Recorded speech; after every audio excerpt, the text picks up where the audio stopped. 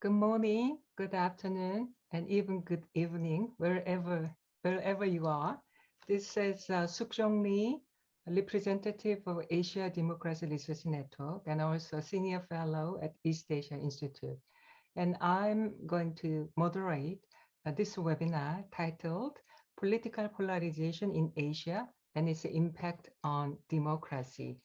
Political polarization is a process of simplifying politics into two camps, us versus them.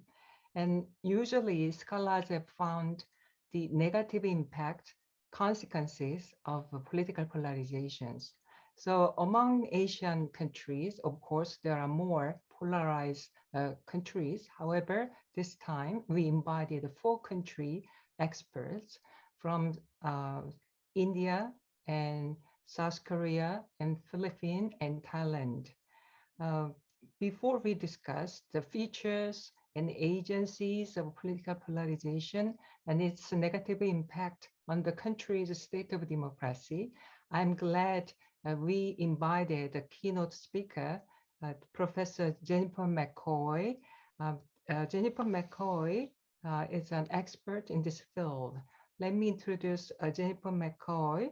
She's a professor at Georgia State University and non-resident scholar at the Carnegie Endowment for International Peace. Her specialty is democratization, polarization, mediation, and conflict prevention, election process, many areas. And as regionally, she's an expert in Latin America. In the past, Professor McCoy served as a director of the Carter Center's American program.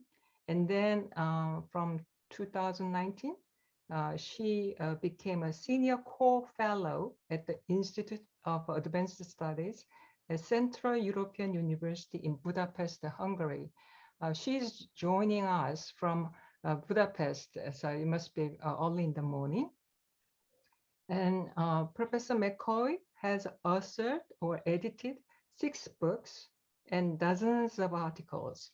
And her latest volume is Polarizing Politics, a Global Threat to Democracy. And she co-edited with Murat Somers in 2019. So as a very well-known leading scholar in this field, I think we'll be all benefited by hearing what she has found in her studies comparing many countries which are politically polarized. So without further ado, I will ask Professor McCoy to present her findings. Thank you so much, Professor Lee. I'm really delighted to be here with all of you. So I wanted to just present kind of a brief overview of the theory that we developed, that the panelists will be talking about some of the specifics in the countries that they're doing. So let me just start with this. This does come from work that I have been doing with Murat Somers and a group of international scholars.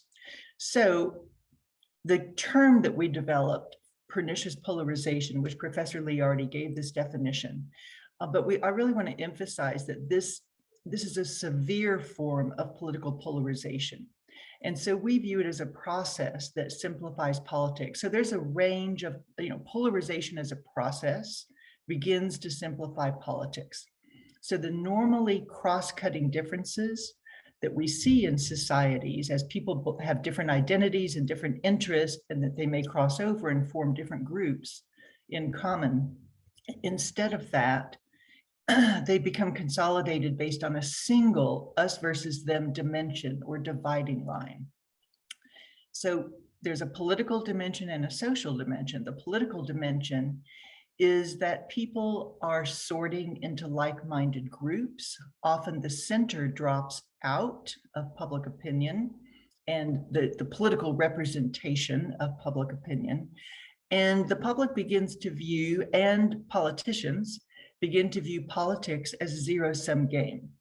So if you are winning, that must mean I'm losing.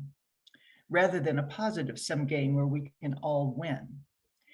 Normal adversaries that we are facing in elections, in competitions, become instead enemies that must be eliminated. It also then gets extended into the society and into social relationships. This is when citizens do internalize this partisan divide in their daily life. And so they may start dividing, sorting themselves out spatially, where they live, the neighborhoods they choose, the areas of town they go to for restaurants, for parks, for entertainment, and socially, the groups that they associate with. This would, of course, include as well media that they would look at. And they begin to view the other side, as posing an existential threat to their way of life. Now, in this process, we see a psychological effect of increasing the level of stereotyping and prejudice. And that is partly because as people start to lose that direct communication interaction with people of different views, then they can exaggerate their perceptions of the characteristics of the other group, and they often view them as a very homogeneous group when they're not. And they begin to develop prejudice, and they see more negative traits in the other group, and they exaggerate the positive traits in their own group. Now, I want to make a point that our concept differs from the way that the term political polarization has been studied, particularly in political science and in American political science, which has influenced a lot of scholarship, which had looked simply at the ideological difference or distance between parties or between voters. And we're not looking at this difference or distance. We're looking at the creation of a binary divide that is broader than just ideology. It has an identity basis. We view it as very political. So political entrepreneurs can choose a polarizing strategy to serve their political ends. Now, I want to note that these ends, their aims or goals, may be to actually transform a democracy or economic structures. It could be transformative. It could have very benign or positive goals, revolutionary goals, or it could be simply more self-serving, to gain power or to retain power for themselves and their political party. But it's also relational. And we have to recognize that the opposition to a polarizing incumbent or polarizing political actor, the opposition to them, the other side, will react in some way. If the opposition reciprocates the polarizing strategy, which usually involves demonization, discrediting of the other side, that will lock a polity into a downward spiral of obstructionism and ungovernability that's difficult to overcome.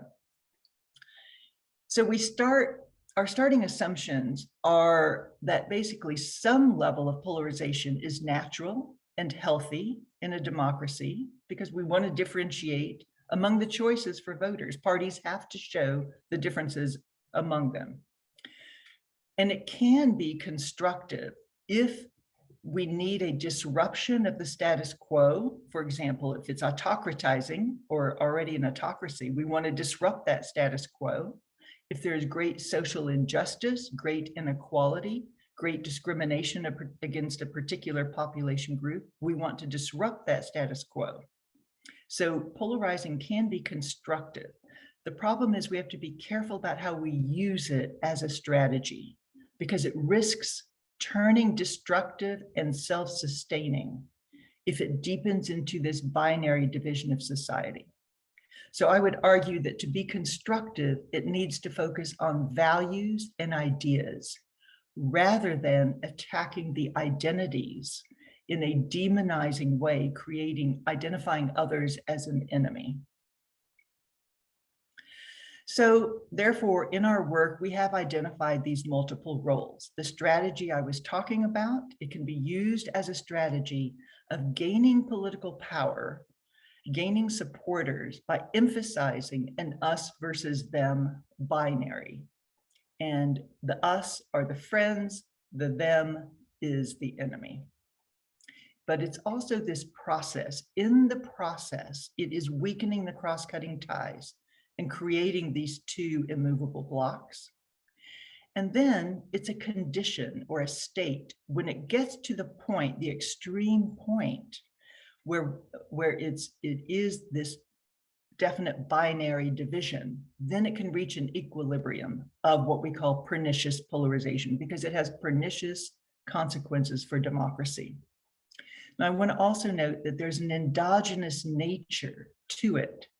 The very process of polarization changes the political actors themselves. It creates pernicious incentives to reciprocate and continue deepening it. And it emboldens the extremes within each group as they begin to label anybody who wants to be a bridge builder as traitors or sellouts. This endogenous nature also affects the institutions that could be accountability mechanisms, but as they begin to be politicized or perceived as politicized, then they can no longer play that role of an accountability mechanism. So we see a chain reaction of how it's a harm to democracy.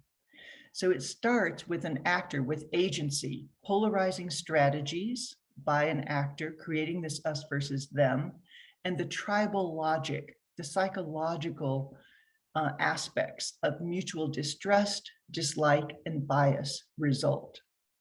As this happens, then people begin to view the other side as an existential threat to their way of life or to the nation, if the other side gains or retains power. And this may lead both leaders and citizens to support the violation of democratic norms, because it's more important to stay in power or keep the other people out of power than to protect democratic principles. Now, the relationship we can see empirically, this is Varieties of Democracy Index measure of political polarization, which is one measure, but it relates very much to ours. It asks the question of experts to rate countries around the world. To what extent is a society divided politically such that they have hostile interactions with each other? And we can see that the red line is political polarization worldwide, population weighted, because some of the largest countries are the most polarized, particularly today, like India, the United States, Brazil. And then the blue line is the Liberal Democracy Index. And we see that as these are far apart, that there's a relationship. As polarization declines, we see a relationship with democracy improving. And as polarization increases, we see a relationship with democracy decreasing. And we have tested this statistically as well with lagged variables, and we do see that it looks like a lag time polarization, and then 1, 2, and 5 years after looking at democratic ratings, there is a relationship. So a few findings from our comparative case studies, which is, this comes from this article here, are first that we emphasize agency over structure. We see this as very elite driven. Now there are mass underpinnings, of course, but the structure is not predetermined. We don't find any specific social cleavages as either necessary or sufficient. For example, ethnic cleavages, religious cleavages, inequality, class. We don't see any single one of those as a predetermined causal factor. However, grievances are necessary. The society, there must be grievances for a political entrepreneur to exploit or to draw on. And so polarization's most commonly activated when the political entrepreneurs use this Manichaean us versus them moralizing The us are the positive, the good, the them is the evil. When they use this kind of discourse to exacerbate existing social cleavages or grievances, or they can even manufacture the divisions. They can bring an agenda item, to the public's attention, like Donald Trump did with immigration in the United States when he started his campaign. So here, this is a little bit small, but this is a chart showing some examples of what the dimensions of polarization may be.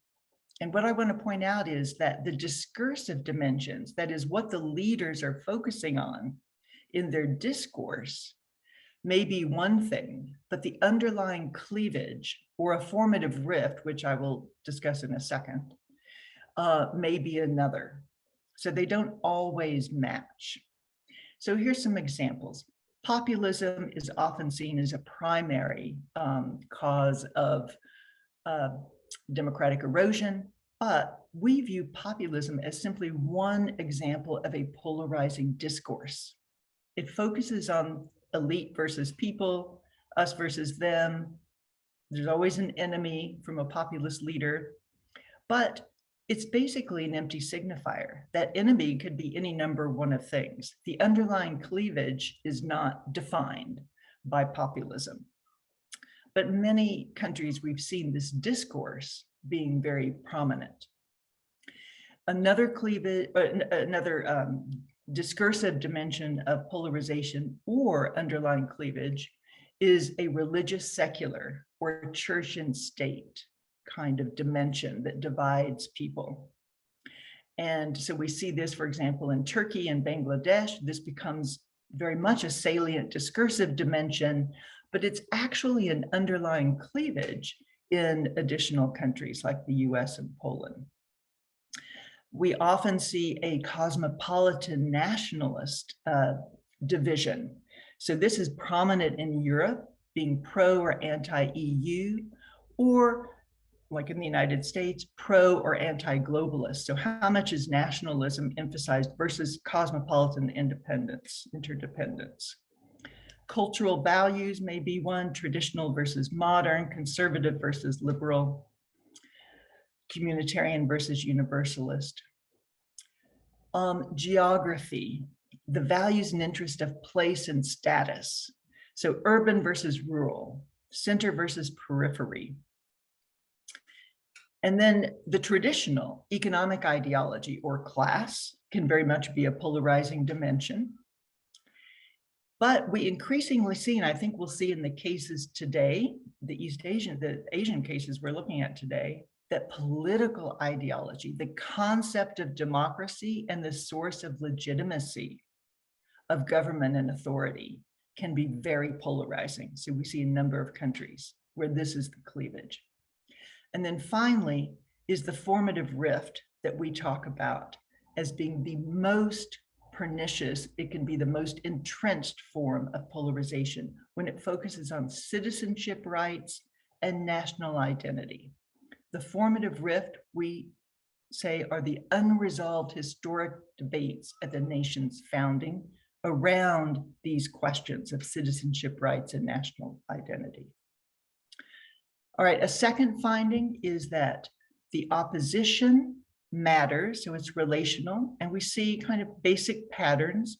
Oppositions will often reciprocate this denigrating kind of language and this winner-take-all polarizing tactics, which then locks a system into this downward spiral.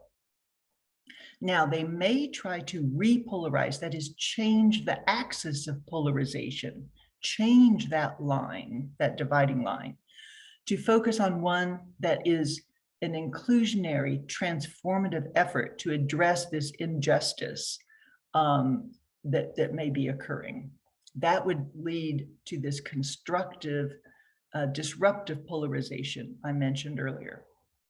And then we also see efforts that an opposition may enter into depolarizing through promoting democratizing reforms, through mobilizing their electorate to participate in elections, and presenting these kind of pluralistic political representation options. So that might mean electoral reform to provide more choice for voters, better representation.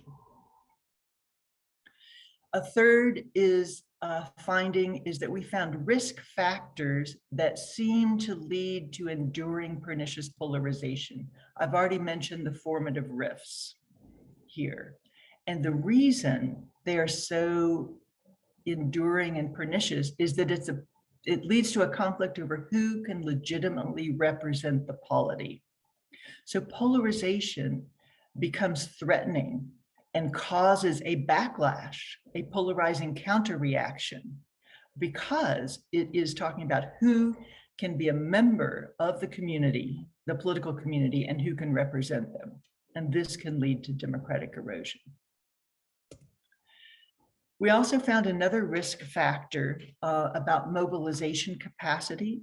And we found that when a country has a relative balance of power between particularly political parties that have, or political camps that have equal electoral mobilizing capacity, then we may see this kind of balanced, alternating in government, kind of a ping pong or pendulum effect, until eventually one side usually asserts hegemony, such as in Bangladesh. And then we see democratic erosion. But we can also see an imbalance in the mobilizing capacity. Now, I should say there's, so when only one party may have this mass mobilization capacity electorally, but another group may control the institutions, such as the bureaucracy, the military, or the courts, that allow them to use constitutional or unconstitutional institutions, these institutions, military, courts, bureaucracy, to constrain an executive. We've seen this in Thailand many times, going back and forth. One side had this great electoral mobilizing capacity with the Thaksin movement, and then we see the kind of royalist side using various constitutional at times, but then unconstitutional, and finally, military coup. And finally, looking, do institutions determine or predict polarization? We find that they are facilitating conditions, but they don't definitively predict nor resolve polarization. But two facilitating ones in particular are the majoritarian electoral systems, systems that give a large disproportionate representation to the majority party, as opposed to the pure proportional representation systems, can lead to winner-take-all perceptions and polarization. I want to point out, though, that PR systems can also have majoritarian aspects when they have winner compensation mechanisms, bonus systems, high thresholds. And the second one is whether institutionalized party systems help to prevent polarization. And we find that, in fact, the institutionalization of a party system does not predict the rise of polarizing leaders or the outcome for democracy. We see great variety in this. So here are two of the special issues, the collection of work that we did with a number of collaborators, where you can find some of this research. And I will stop here and move to the next phase. Thank you very much.